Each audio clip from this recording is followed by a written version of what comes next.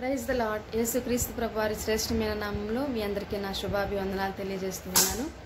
ఈరోజు దశమ భాగాన్ని గురించి మనం ధ్యానం చేద్దాం. మరి దశమ భాగము అంటే ఏంటి, దశమ భాగము మరి ఎవరు చెల్లించాలి, ఈ యొక్క క్రొత్త నిబంధనలో ఇప్పుడు కూడా దశమ భాగం అనేది ఉందా అనే విషయాలు మనం ధ్యానం చేద్దాం. లేవీ కాండము 27వ అధ్యాయం 30వ వచనం చదువుదాం. భూధాన్యములలోనేమి వృక్ష ఫలములోనేమి భూఫలములన్నిటిలో దశమ భాగము యెహోవా సొమ్ము, అది యెహోవాకు ప్రతిష్ఠితమగును. ఈ యొక్క వాక్య భాగంలో దేవుడు ఇశ్రాయేలీయులకు ఆజ్ఞాపిస్తున్నాడు. మోషే ద్వారా ఇశ్రాయేలీయులకి ఆజ్ఞాపిస్తుంది ఏంటంటే, మీరు దశమ భాగము దేవునికి ప్రతిష్ఠించాలి, అది యెహోవా సొమ్ము. మీ యొక్క రాబడిలో దశమ భాగం అనేది దేవుని సొమ్ము కాబట్టి దేవునికి దానిని ప్రతిష్ఠించాలి. అలా ప్రతిష్ఠించడం ద్వారా ఏం జరుగుతుందంటే, నేను మిమ్మల్ని దీవిస్తాను. మలాకి గ్రంథము 3వ అధ్యాయం 8వ వచనంలో మనం చూద్దాము. దేవుడు దశమ భాగంలో చెల్లించడం ద్వారా మరి ఎలాగ దీవిస్తాడు అనే విషయాన్ని సెలవిస్తున్నాడు. మలాకి గ్రంథం 3వ అధ్యాయం 10వ వచనం. నా మందిరంలో ఆహారం ఉండునట్లు 10వ భాగమంతయు మీరు నా మందిరపు నిధిలోనికి తీసుకుని రండి. దీని చేసి మీరు నన్ను శోధించిన ఎడల నేను ఆకాశపు వాకిండ్లను విప్పి పట్టజాలనంత విస్తారముగా దీవెన్లు కుమ్మరించదనని సైన్యములకు అధిపత్యగు యెహోవా సెలవిచ్చుచున్నాడు. మీరు గనక దశమ భాగాన్ని నా యొక్క మందిరంలోనికి తీసుకుని వచ్చినట్లయితే, మరి నా సొమ్మును నాకు ప్రతిష్ఠించినప్పుడు నేను ఆకాశపు వాకిండ్లను విప్పి పట్టజాలనంత విస్తారముగా దీవెన్లు కుమ్మరించదు. నేను ఆశీర్వదిస్తాను మిమ్మల్ని. మరి మీ పంటను తినివేయుచున్న పురుగులను నేను గద్దించేదను, అవి మీ భూమి పంటను నాశనము చేయవు. మీ ద్రాక్ష చెట్లు అకాల ఫలములను రాల్పకయుండునని సెలవిచ్చింది. మీరెప్పుడైతే దశమ భాగాన్ని చెల్లిస్తారో మీ భూమిని పంటను నాశనం చేస్తున్న పురుగులను నేను గద్దిస్తాను. మరి ఒక రైతు వ్యవసాయం చేసేటప్పుడు ఎంతో కష్టపడి సంవత్సరం అంతా కూడా సాగు చేస్తాడు. మరి ఆ యొక్క పంట చేతికి వచ్చే సమయంలో ఎంతో ఆశతో ఎదురు చూస్తాడు రైతు, ఓపికతో కష్టపడతాడు. యాకోబు రాసిన పత్రికలో ఈ మాటలు మనం చూద్దాం. యాకోబు రాసిన పత్రిక 5వ అధ్యాయం 7వ వచనం. వ్యవసాయకుడు తొలకరి వర్షమును కడవరి వర్షమును సమకూడు వరకు విలువైన భూఫలము నిమిత్తము ఓపికతో కాచుకొనుచు దాని కొరకు కనిపెట్టును గదా. వ్యవసాయకుడు తొలకరి వర్షం కొరకు ఎదురు చూస్తాడంట, కడవరి వర్షం కొరకు ఎదురు చూస్తాడు. అంటే పంట విత్తనం వేసే టైంలో విత్తనం వేసిన తర్వాత తొలకరి వర్షం అవసరం. తర్వాత ఆ యొక్క పంట కోసే ముందు, అంటే ఆ యొక్క పైరు వచ్చినప్పుడు, ఆ యొక్క పంట వచ్చినప్పుడు ఆ యొక్క లేత గింజలు గింజలు ముదురు గింజలుగా మారి అది కోసుకోవాలనంటే కడవరి వర్షం అనేది అవసరం. కాబట్టి తొలకరి వర్షం కొరకు, అలాగే ఎండింగ్లో కడవరి వర్షం కొరకు వ్యవసాయకుడు ఎలా ఎదురు చూస్తాడంటే ఓపికతో మరి కాచుకొనుచు దాని కొరకు కనిపెట్టుకుని ఉంటాడు. అలాగా వ్యవసాయకుడు అలాగే ఎదురు చూసి కష్టపడి ప్రయాసపడి మరి సంవత్సరం అంతా కూడా దాని కొరకు మరి ఎంతో శ్రమపడి ఓపికతో ఎదురు చూస్తారు. తొలకరి వర్షం తన చేతిలో లేదు, దేవుడు కురిపించాలి. అమ్మయ్య తొలకరి వర్షం కురిసింది అని కష్టపడి అంతా చేసి దాన్ని సాగు చేసిన తర్వాత పంట కోయాలంటే మళ్ళా కడవరి వర్షం అవసరం. అది కూడా తన చేతిలో లేదు, అది కూడా దేవుని యొక్క మరి కృప మీద ఆధారపడి ఉంది. కాబట్టి ఇది తొలకరి వర్షం కురవాలి అని ఎదురు చూస్తాడు, కడవరి వర్షం కురవాలని ఎదురు చూస్తాడు. ఓపికతో కాచుకొనుచు మరి కనిపెట్టుకొని తన పనంతా కూడా జరిగిస్తాడు. అయితే పంట ఇక చేతికి వస్తుంది, పంట కోసుకుంటాను అనే టైంలో మరి ఏం జరుగుతుందంటే, ఈ యొక్క పంటను తినివేసే పురుగులు మరి ఆ పంటను నాశనం చేస్తే ఆ వ్యవసాయకునికి మరి ఎంత బాధ కలుగుతుంది, ఎంత వేదనకరంగా ఉంటుంది ఆ పరిస్థితి. ఈ యొక్క వ్యవసాయం ద్వారా వచ్చిన పంటను మరి తన కుటుంబం పోషించబడాలి, దాన్ని అమ్మడం ద్వారా వచ్చిన ఆ యొక్క డబ్బుతో మరి మరలా పంట వచ్చే వరకు కూడా వారు మరి జీవించాలి, జీవనాన్ని కొనసాగించాలి. ఎంతో ఆశ పెట్టుకుని ఉంటాడు వ్యవసాయకుడు. అలాంటి సమయంలో ఆ యొక్క పురుగు వచ్చి తినేస్తే, ఆ యొక్క పంటను తినివేయి పురుగులు వస్తే ఆ పంట అంతా నాశనం అయిపోతే మరి తను చేసిన ప్రయాస అంతా కూడా మరి వృధా ప్రయాసగా అయిపోతుంది. ఎంతో మరి నిరాశ, ఎంతో నిస్పృహ, మరి ఎంతో మరి వేదనకరమైన పరిస్థితి ఆ యొక్క రైతు అనుభవిస్తాడు. ఏంటి ఈ యొక్క శాపగ్రస్తమైన పరిస్థితి ఎందుకు ఎదురవుతుంది అని అంటే 8వ వచనం అంటున్నాడు, మానవుడు, మలాకి 3:8, మానవుడు దేవుని యొద్ద దొంగిలున, అయితే మీరు నా యొద్ద దొంగిలితిరి, దేని విషయంలో మేము నీ యొద్ద దొంగిలితిమని మీరు అడుగుదురు. 10వ భాగమును ప్రతిష్ఠితార్పణములను ఈయక దొంగిలితిరి, ఈ జనులందరూ నా యొద్ద దొంగిలుచునే ఉన్నారు, మీరు శాపగ్రస్తులై ఉన్నారు. ఎప్పుడైతే 10వ భాగం చెల్లించకుండా ఉంటారో వారు దేవుని యొద్దనే దొంగిలారంట, శాపగ్రస్తులయ్యారు. ఇక దేవుని దగ్గర నుంచి రావాల్సిన తొలకరి వర్షము, కడవరి వర్షము విషయంలో కూడా మరి ఎంతో ఇబ్బందులు ఎదుర్కొంటారు అటువంటి వాళ్ళు. ఆ తర్వాత ఒకవేళ అవన్నీ వచ్చినా కూడా పంటను మరి కోసుకునే సమయంలో పురుగొచ్చి ఆ పంటను నాశనం చేస్తుంది. అది ఒక శాపగ్రస్తమైన పరిస్థితి. ఎందుకు వచ్చింది ఆ పరిస్థితి అంటే 10వ భాగములను చెల్లింపకపోవడం వల్ల శాపగ్రస్తులు అవుతున్నారు. అయితే 10వ భాగాలు చెల్లిస్తే ఎలాగుంటుంది పరిస్థితి అంటే, మరి మీ యొక్క పంటను తినివేసే పురుగులను నేను గద్దిస్తాను, మరి అకాల ఫలములను ద్రాక్ష చెట్లు రాల్పకయుండును అని సైన్యములకు అధిపతి యెహోవా సెలవిచ్చుచున్నాడు. అప్పుడు ఆనందకరమైన దేశంలో మీరు నివసింతురు గనుక అన్యజనులందరూ మిమ్మల్ని ధన్యులందురని సైన్యములకు అధిపతి యెహోవా సెలవిచ్చున్నాడు. చూసిన వారు అన్యజనులు మరి మీరు ధన్యులు, మీరు ఆశీర్వదించబడిన వారని చెప్తారంట. 10వ భాగం చెల్లించినప్పుడు చక్కగా పంటలు పండుతాయి, సమృద్ధిగా మరి వర్షాలు కురుస్తాయి, సమృద్ధిగా పంటలు పండుతాయి, మరి ఆశీర్వదించబడి ఆనందకరమైన దేశంలో మీరు నివసిస్తారు. అన్ని జనులందరూ కూడా మీరు ధన్యులని చెప్పుకుంటారు. మిమ్మల్ని చూసిన వారు వీరు దేవుని చేత ఆశీర్వదించబడిన వారని చెప్పుకుంటారు అని మరి దేవుడు ప్రవక్త ద్వారా ఇక్కడ సెలవిస్తూ ఉన్నాడు. 10వ భాగం చెల్లించడం అనేది మరి ఇశ్రాయేలీయులతో ఈ మాటలన్నీ చెప్తూ ఉన్నాడు.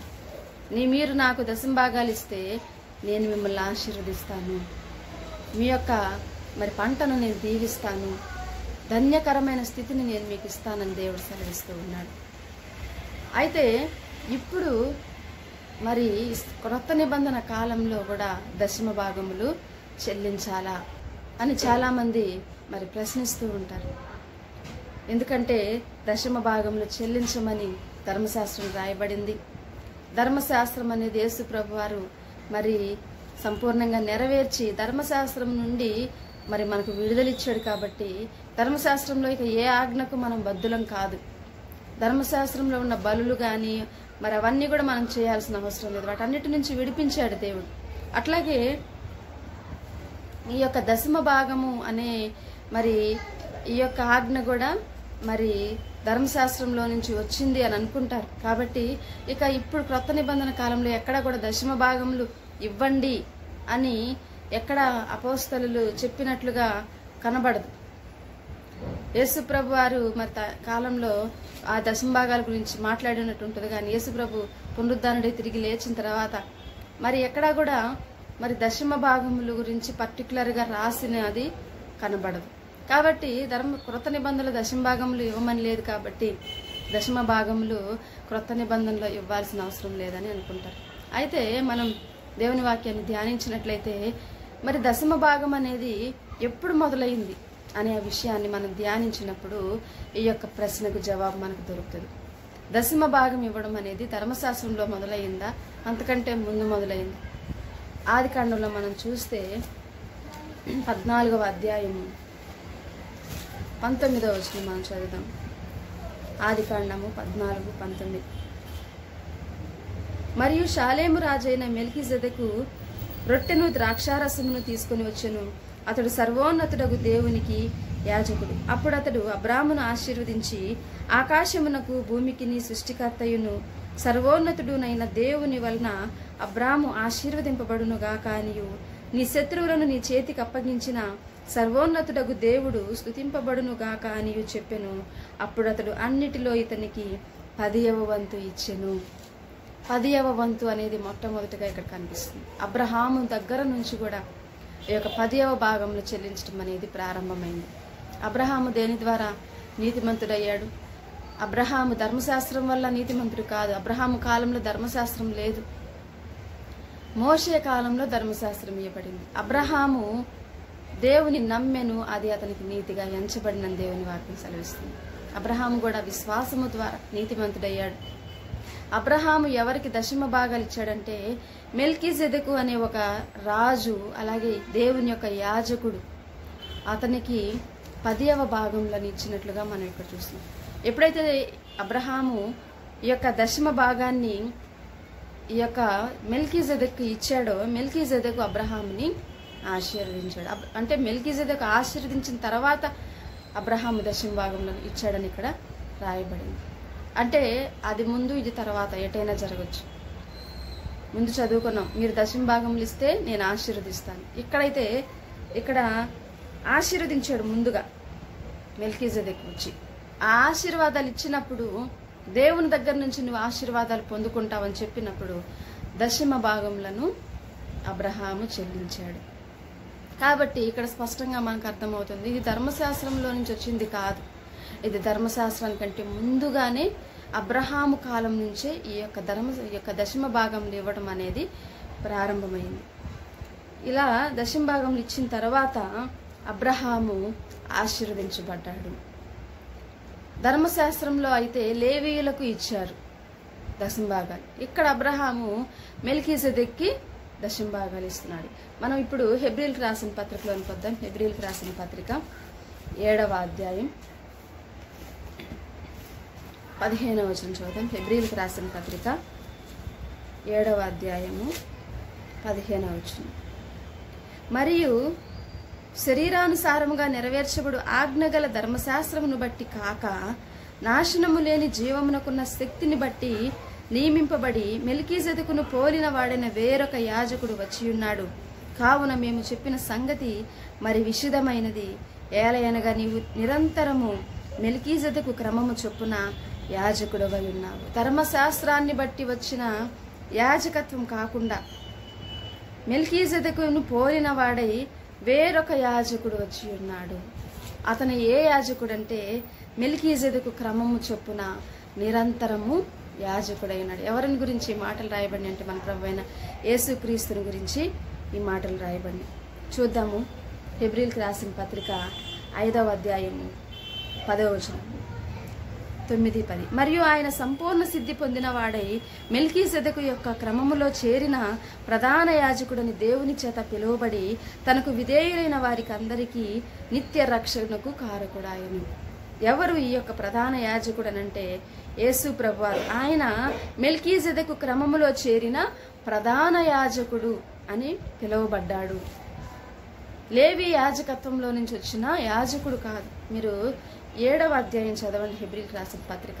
అక్కడ క్లియర్గా రాయబడిన సంగతులు ఏంటంటే లేవి యాజకత్వము అనేది ఒకటి ఉంది, మెల్కీజెదెకు యాజకత్వం అనేది ఒకటి ఉంది.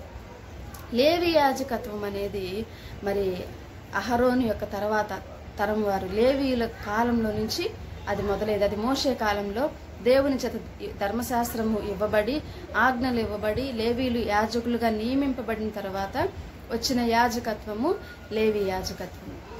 అంతకంటే ముందుగా ఉన్న యాజకత్వం ఏంటంటే మెల్కీజెదెకు యాజకత్వము.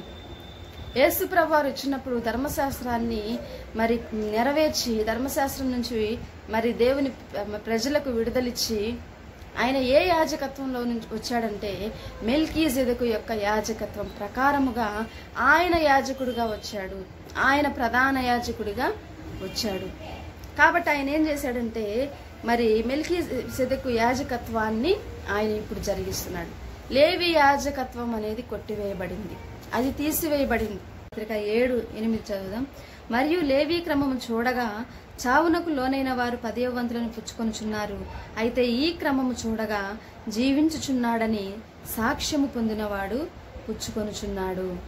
లేవీ క్రమంలో అయితే చావునకు లోనైన వారు మరి దశమ భాగం పుచ్చుకున్నారు. అయితే ఈ యొక్క మెల్కీజెదెకు క్రమం చొప్పున వచ్చిన ఈ యాజకుడు ఏమని సాక్ష్యం పొందాడంటే జీవించుచున్నాడని సాక్ష్యం పొందిన ప్రభువు ఇప్పుడు యాజకునిగా ఉండి ఈ యొక్క దశమ భాగములను పుచ్చుకొనిచున్నాడు. అంటే ఎంత పవర్ఫుల్ ఇది.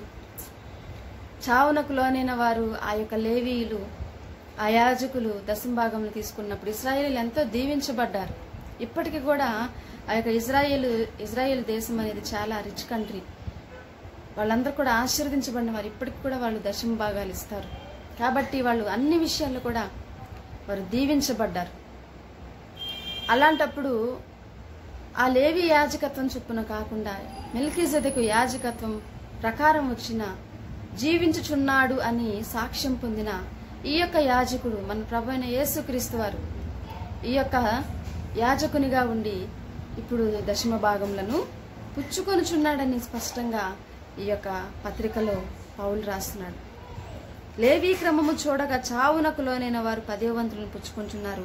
అయితే ఈ క్రమము చూడగా జీవించుచున్నాడని సాక్ష్యం పొందినవాడు పుచ్చుకొనుచున్నాడు. ఈ యొక్క వాక్య భాగాన్ని మీరు మరి చదివినట్లయితే స్పష్టంగా అర్థమవుతుంది. ఏమంటే ఇప్పుడు జీవించుచున్నాడని సాక్ష్యం పొందిన యేసు ప్రభువారు దశమ భాగములను తీసుకుంటున్నాడు.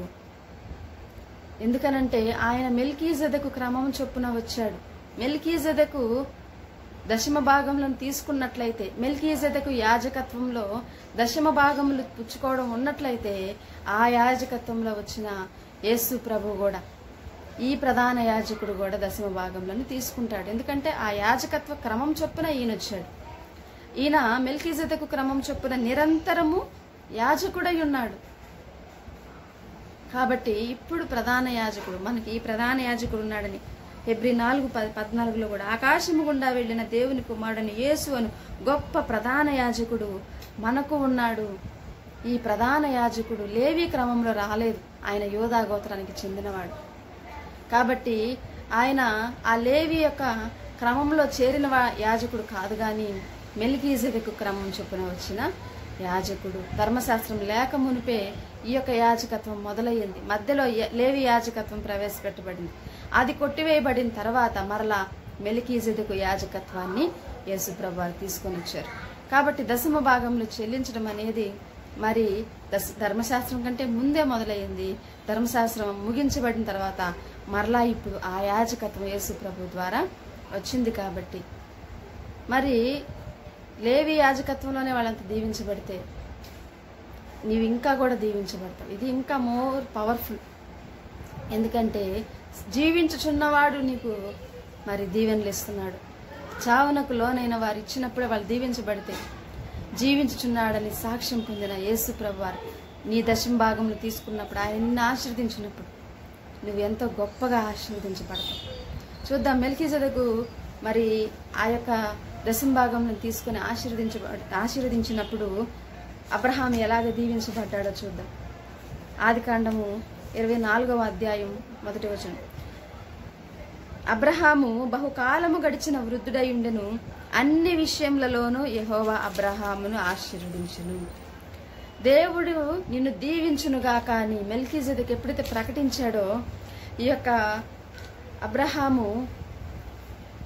అబ్రహాము అన్ని విషయాలలో ఆశీర్వదించబడ్డాడని మనం చూస్తాం. అన్ని విషయములలో, ఏ విషయంలో కూడా కొదువలేదు. అన్ని విషయములలో మరి అబ్రహాం దీవించబడ్డాడు. యోహాను రాసిన 3వ పత్రిక 2వ వచనంలో అంటున్నాడు అపోస్తలుడైన పౌలు, ప్రియుడా, నీ ఆత్మ వర్ధిల్లుచున్న ప్రకారము నీవు అన్ని విషయములలోనూ వర్ధిల్లుచు సౌఖ్యముగా ఉండవాలని ప్రార్థించుచున్నాను. నీవు ఆత్మలో వర్ధిల్లుచున్న ప్రకారము అన్ని విషయములలో వర్ధిల్లుచు సౌఖ్యముగా ఉండాలి. ఎప్పుడు వస్తుంది? అన్ని విషయాల్లో. నువ్వు ఎప్పుడు దీవించబడతావంటే, అబ్రహాం ఎప్పుడు దీవించబడ్డాడు అన్ని విషయములలో అంటే దశమ భాగం చెల్లించినప్పుడు.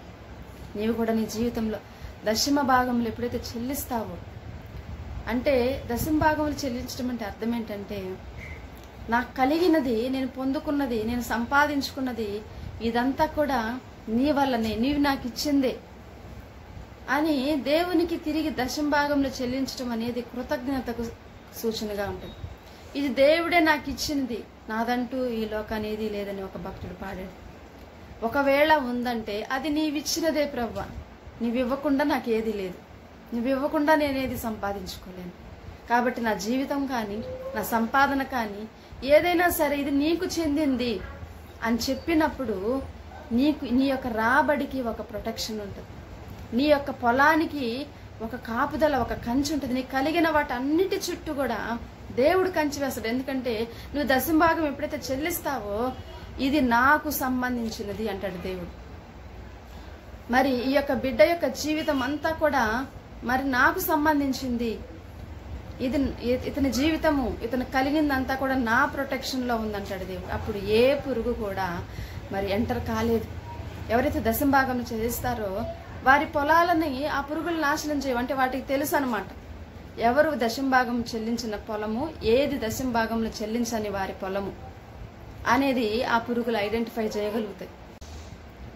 అవి మరి దేవునికి చెందిన ప్రజల యొక్క పొలాల్లోనికి చొరబడలేవు. దశంభాగంలో చెల్లించిన వారి పొలాల్లోకి అవి ఎంటర్ కాలేవు. ఎందుకంటే అక్కడ ఒక కంచె వేయబడుతుంది. దశంభాగంలో చెల్లించిన వారికి ఒక కంచె వేయబడుతుంది.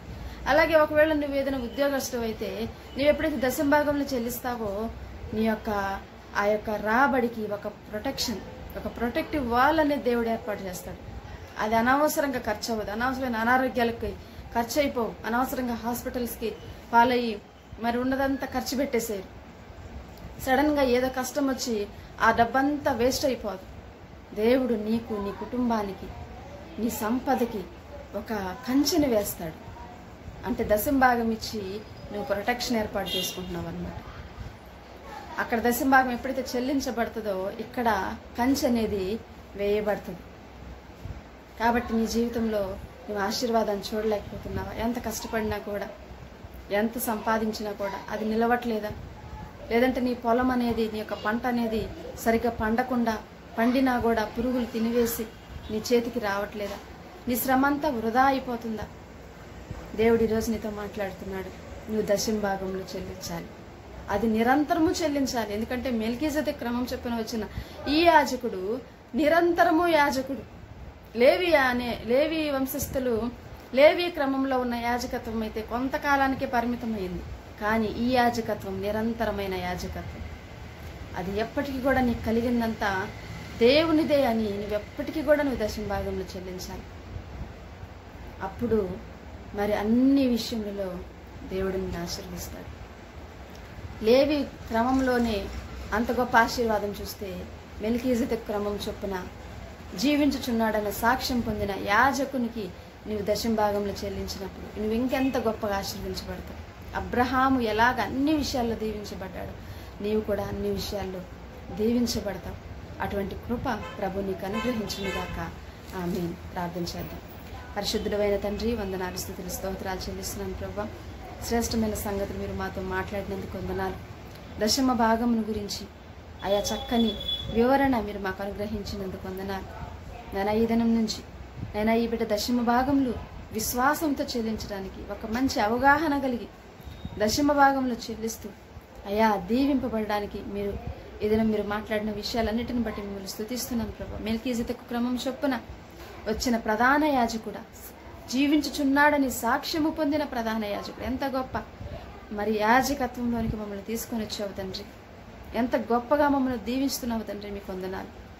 మా ఆత్మ వర్ధిల్లుచున్న ప్రకారం అన్ని విషయాలలో మేము వర్ధిల్లుచు సౌఖ్యముగా ఉండునట్లుగా నైనా మెల్కీజెదెకు క్రమం చొప్పున నీవు యాజకత్వం చేస్తున్నందుకు వందనాలు. దశమ భాగములు మేము చెల్లించు నైనా తండ్రి. గొప్ప దీవెనలు నైనా అన్ని విషయంలో మేము ఆశీర్వదించబడడానికి సహాయం చేయమని మా ప్రభు, మా రక్షకుడైన యేసుక్రీస్తు నామమున స్తుతించి ప్రార్థించి వేడుకుంటున్నాను తండ్రి.